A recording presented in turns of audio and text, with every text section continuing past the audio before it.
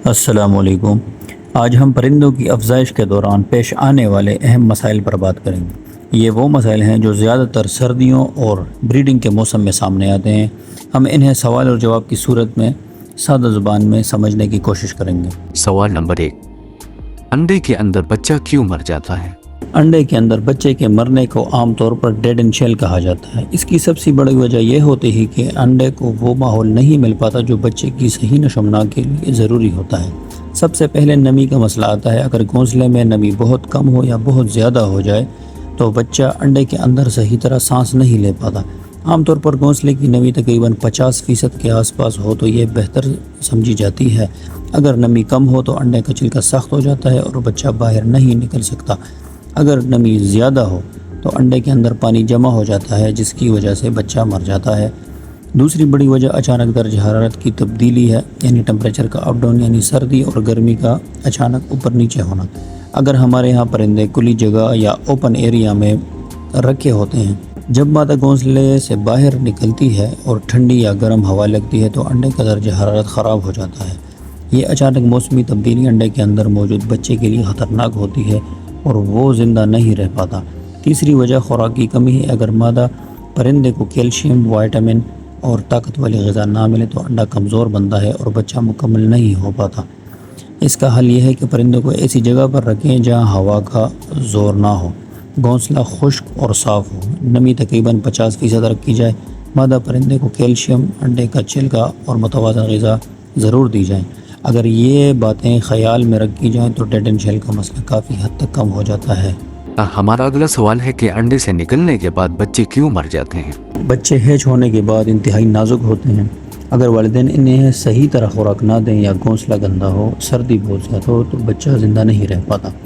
اب سوال یہ پیدا ہوتا ہے کہ والدین خوراک کیوں نہ دیں۔ یہ مسئلہ اکثر نئے جوڑوں کے ساتھ آتا ہے جو کہ فرسٹ ٹائم بریڈر ہو، ان کے ایکسپیرینس نہیں ہوتا، یا اگر ایکسپیرینس جوڑے کے ساتھ بھی آ رہا ہے تو آپ ان کو وہ غذا نہیں فراہم کر رہے، ہائی پروٹین ڈائٹ نہیں دے رہے یا سافٹ فوڈ نہیں دے رہے، صرف دانے پہ پال رہے ہیں، تو یہ مسائل آتے ہیں۔ اس کے علاوہ ایک اور ایشو ہے سردی۔ جیسے کہ ہم نے پہلے بھی ذکر کیا ہے کہ اگر اوپن شیڈ ہے، آپ کنٹرول شیڈ نہیں ہے تو ٹمپریچر باہر کم ہے، سردی ہے، جب فیمیل باہر آتی ہے خوراک لینے کے لیے تو اس دوران بچہ ٹھنڈی ہوا کی وجہ سے اس کو سردی لگتی ہے اور یہی ریزن بنتا ہے اس کے مرنے کا۔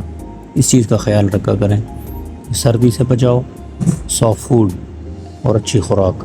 اچھا، ہمارا اگلا سوال ہے، افزائش کے دوران مادہ یا نر پرندہ کیوں سکڑ جاتا ہے یا شوکڑ میں آ جاتا ہے؟ جب پرندہ مسلسل انڈے دیتا ہے اور اسے آرام نہیں ملتا، مطلب اس نہیں کرا جاتا، تو اس سے اس کی جسم کی طاقت ختم ہونے لگتی ہے۔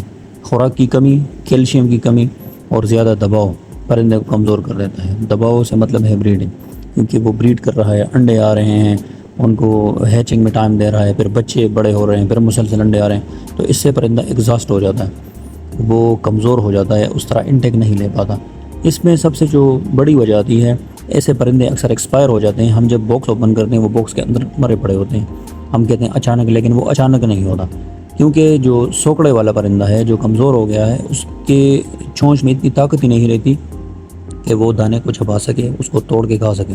تو وہ آپ کو نظر آتا ہے کہ وہ باؤل پہ بیٹھا ہوا ہے، برتن پہ بیٹھا ہوا ہے دانے کے، وہ دانے میں منہ بھی مار رہا ہوتا ہے، لیکن اس میں کھانے کی سکت ہی نہیں ہوتی، اس میں وہ طاقت ہی نہیں ہوتی۔ تو اس طرح آپ پرندے کو آبزرو کیا کریں، دن میں کم از کم 10، 15، 20 منٹ بیٹھا کریں پرندوں کے قریب اور ان کی ایکٹیویٹی پہ نظر رکھا کریں، تو آپ کو انشاءاللہ اندازہ ہو جائے گا۔ پرندوں کی افزائش بہت صبر والا کام ہے۔ صحیح خوراک، صاف ماحول اور موسم کا خیال رکھا جائے تو زیادہ تر مسائل خود بخود ہی ختم ہو جاتے ہیں۔ دوسری بات، یہ جو کام ہے ایویکلچر یا جاندار چیز کا پالنا، یہ ہر انسان کی بس کی بات نہیں ہے، اس کے لیے بہادری چاہیے۔ یہ وہی لوگ کر سکتے ہیں جو بہادر ہوں، کیونکہ آپ کوئی بھی مشین رکھتے ہیں اس کی آپ گارنٹی وارنٹی مل جاتی ہے، لیکن جو سانس والا آئٹم ہے، جو زندہ آئٹم ہے، اس کی کوئی گارنٹی نہیں ہے، پل میں کہاں، پل میں کہاں۔ تو بہرحال آپ ان چیزوں کا خیال رکھیں، انشاءاللہ کبھی مسئلے مسائل نہیں آئیں گے۔